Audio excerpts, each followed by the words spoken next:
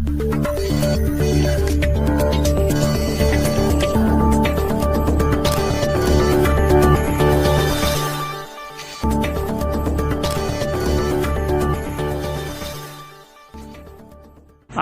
జిల్లా గుంతకల్ ప్రభుత్వ ఏరియా ఆసుపత్రిలో రోగుల పట్ల నిర్లక్ష్యంగా వ్యవహరిస్తున్న డాక్టర్లపై చర్యలు తీసుకోవాలని డిమాండ్ చేస్తూ CPL ML new democracy party ఆధ్వర్యంలో గుంతకల్ ప్రభుత్వ ఆసుపత్రి ఎదుట నిరసన కార్యక్రమం చేపట్టారు. ఈ సందర్భంగా CPL ML new democracy party division కార్యదర్శి సురేష్ మాట్లాడుతూ ఆసుపత్రికి వచ్చే రోగులకు ఎమర్జెన్సీ పేరుతో వైద్య సేవలు అందించకుండా డాక్టర్లు, ఆసుపత్రి సిబ్బంది తీవ్ర నిర్లక్ష్యం చేస్తున్నారని, వారిని ఇతర ప్రైవేట్ నర్సింగ్ హోంలకు పంపిస్తున్న డాక్టర్లపై వెంటనే చర్యలు తీసుకోవాలని వారి సందర్భంగా డిమాండ్ చేశారు.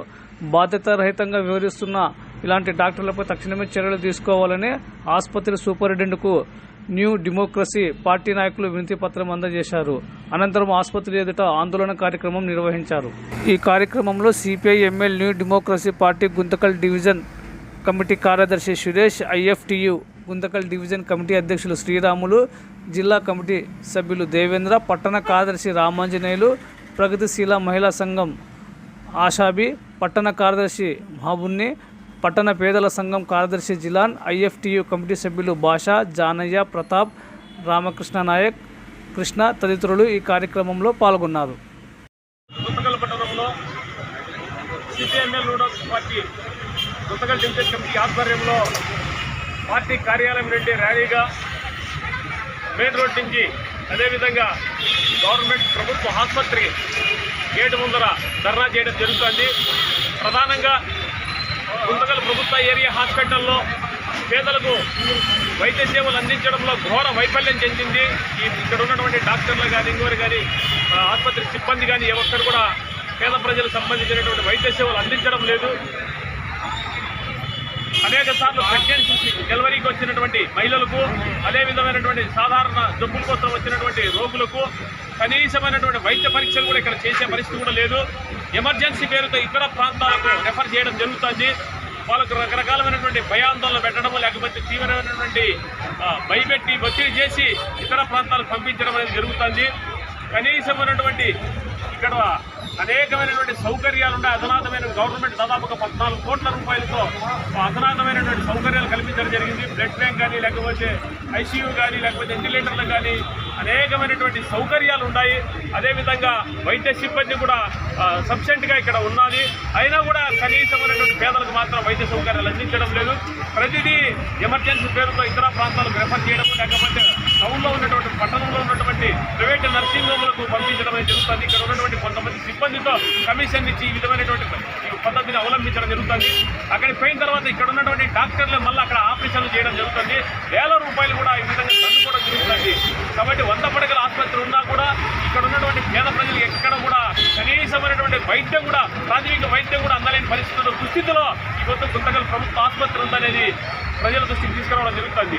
అనేక సార్లు, ఎందుకంటే మన 23వ తారీఖున శనివారం రోజు కూడా ఒక రామరెడ్డి కాలనీకి సంబంధించినటువంటి ఒక మహిళకు ప్రెగ్నెంట్ మహిళకు డెలివరీ కోసం వచ్చి కనీసమైనటువంటి ఆమెకు పరీక్షలు కానీ ఏంటి కూడా చూడకోకుండానే ఎమర్జెన్సీ అంటే పంపిస్తే మార్గం మధ్యంలో ఉరబండ దగ్గర ఆమెకు డెలివరీ కావడం జరిగింది. అక్కడ ఉన్నటువంటి అంబులెన్స్ సిబ్బంది అక్కడ హాస్పిటల్లో అడ్మిట్ చేయడం జరిగింది. తర్వాత మళ్ళీ 24వ తారీఖున ఆదివారము రాత్రి 8:10 నిమిషాలకు రంగస్వామి అనే వ్యక్తికి గుండెపోటు వస్తుందని చెప్పి హాస్పిటల్ అడ్మిట్ అయితే కనీసమైనటువంటి డాక్టర్లు హాస్పిటల్ డ్యూటీలో ఎవరు కూడా లేకపోవడం అనేది చాలా దుర్మార్గం. ఎందుకంటే ఇక్కడ పనిచేస్తున్నటువంటి డాక్టర్లు అందరూ కూడా ప్రైవేట్ నర్సింగ్ హోమ్లు నడుపుకుంటారే కానీ ఎక్కడే కానీ పేద ప్రజలకు వైద్యం చేస్తామనేటువంటి కనీసమైనటువంటి సామాజిక స్పృహ కానీ, లేకపోతే పేద ప్రజలతో డబ్బుతో చదువుకునే మనం కనీసం వైద్యం అందిస్తామనేటువంటి ఆలోచన లేదనేది కూడా తెలిసిపోతుంది. కాబట్టి ఈ విధమైనటువంటి పద్ధతులు గవర్నమెంట్ పూర్తిగా విచారణ జరిపి ఈ డాక్టర్ల మీద పూర్తిగా చర్యలు తీసుకోవాలి. అదేవిధంగా ఇప్పటికైనా సూపరింటెండెంట్ డాక్టర్ హరిప్రసాద్ గారు ఈ విషయాల మీద పూర్తిగా పరిశీలించి ప్రజలకు భవిష్యత్తులో మరింత మెరుగైన వైద్య సేవలు అందించే విధంగా చర్యలు తీసుకుంటారని కోరుతున్నాం. లేని పక్షాలు పెద్ద ఎత్తున ఆందోళన కార్యక్రమం చేపడతామని హాస్పిటల్ డాక్టర్లు హెచ్చరిస్తున్నాం.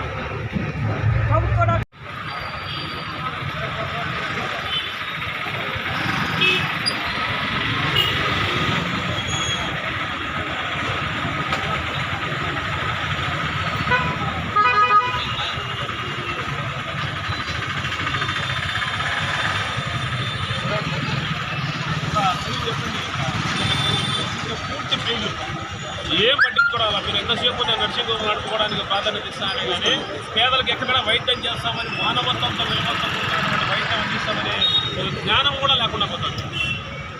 అంత దుర్మార్గంగా వ్యవహరిస్తే గవర్నమెంట్ దాదాపు 14 కోట్లు ఖర్చు పెట్టింది. బ్లడ్ బ్యాంక్ ఎమ్మెల్యే గారు ఎంత ఇబ్బంది పడి తెచ్చినా కూడా కనీసం ఏ ఊరికి ఉపయోగపడలేని పరిస్థితి ఉంది. ఐసీఏ ఉండాలి, వెంటిలేటర్లు ఉన్నాయి, ఎన్ని ఉన్నాయి చెప్పండి.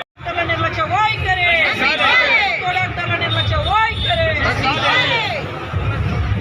డాక్టర్ల నిర్లక్ష్య వైఖరి డాక్టర్ల నిర్లక్ష్య వైఖరి ప్రజలకు మెరుగైన వైద్యం వెంటనే మెరుగైన వైద్యం వెంటనే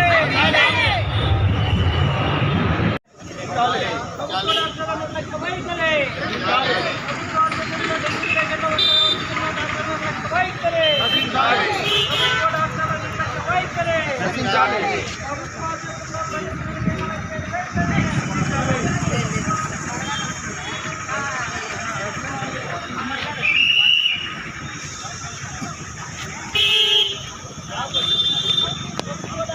చేయాలి కదా, నొప్పులు వచ్చినాయా లేదా ఏమన్నారు.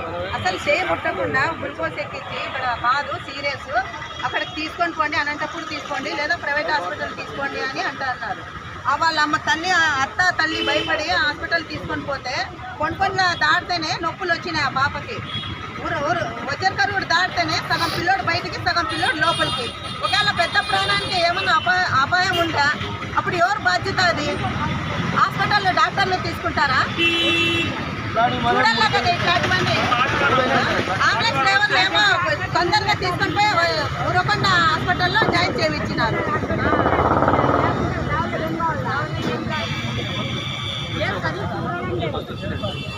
పాప రాత్రంతా నొప్పులు ఉన్నాయి లేవని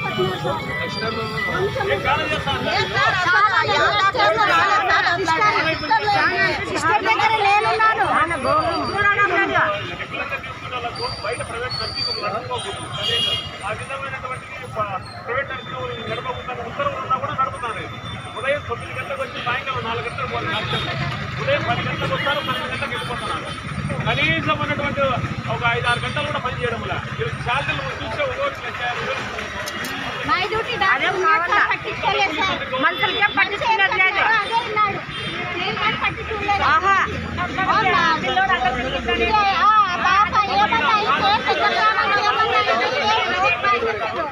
బయట పోతాను వీళ్ళు ఆపరేషన్ చేస్తారు. బయట నర్సింగ్ లేదా హాస్పిటల్లో చేస్తున్నారు. 50,000 పోయే అంబులెన్స్ 3 డెలివరీలు మామూలు అయినాయి సార్. పోయే కావాలని పేదోడు పెళ్లి చేసుకుంటే మళ్ళీ ప్రెగ్నెన్సీ కనాలంటే విధమైనటువంటి బాధ. కనీసం మానవత్వం ఉండాలి.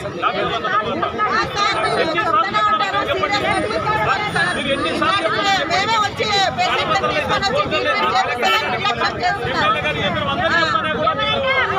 నిర్లక్ష్యం చేస్తున్నారు. మాట్లాడాలి. ఊరికి పోయేది కాదు, మాట్లాడాలి. సార్ మాట్లాడతారు. ఇప్పుడు కొన్ని కేసులు ఒక్కొక్కసారి ఫస్ట్ సీరియస్ కనబడితే పంపిస్తాం. అక్కడ ఒకసారి ఈజీ అవుతుంది. ఇప్పుడు ఉరవకొండ కేసు ఇక్కడ సీరియస్ కనబడి ప్రివెంటివ్ అక్కడ డ్యూటీకి వస్తుంది. తల్లి ప్రాణానికి అపాయమైనా పంపించారు. ఒక్కొక్కసారి ఈ రోడ్లు కుదుపులో అంబులెన్స్ డెలివరీ అవుతాయి అంత దూరం పోకుండా. అది ఒక్కొక్కసారి 1-2 జరుగుతూనే వెళ్తారు. ఈ వారంలో గవర్నమెంట్ కూడా రాత్రికి కూడా 100% ఎస్టిమేట్ చేయలేదు. డాక్టర్లకు ఎందుకు వేసుకొని వస్తే వాళ్ళు రెఫర్ చేసి ప్రైవేట్ హాస్పిటల్లో డబ్బుల కోసము ఇది చేస్తున్నారు. పిలుచుకొని వస్తున్నాం మేము కానీ పేషెంట్లను అదే పనికి చూడాలని పిలుచుకొని వస్తున్నాము. ఆ పాపకి టెస్టే చేయలేదు. సీరియస్ అంటే ఎట్లా చెప్తారు? చేయబట్టుకునే చూడలేదు. సీరియస్ అంటే ఎట్లా చెప్తారు వీళ్ళు డాక్టర్లు?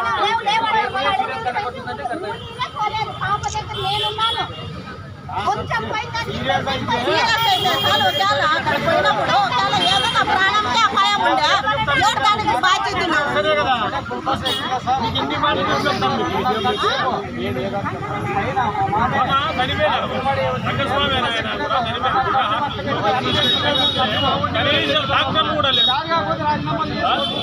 డ్యూటీ డాక్టర్లు ఎక్కడికి పోతాను సార్?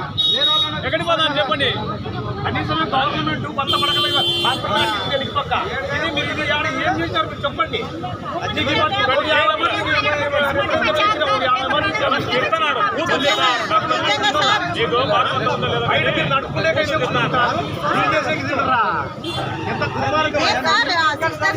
డాక్టర్లు చెప్తేనే చేపట్టి చూసాం సార్. బయటగానే మరి చేస్తారు చూస్తాం సార్ మేము.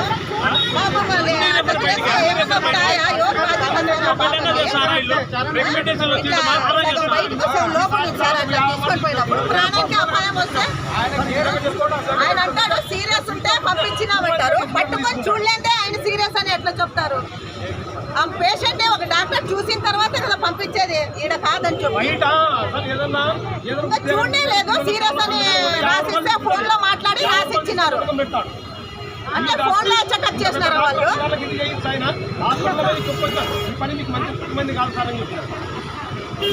ఏదన్నా మాట్లాడితే ఫోన్ లో మాట్లాడతారా, దాన్ని రాసి ఇచ్చేస్తారు. ఫోన్ లో చెకప్ చేస్తారు.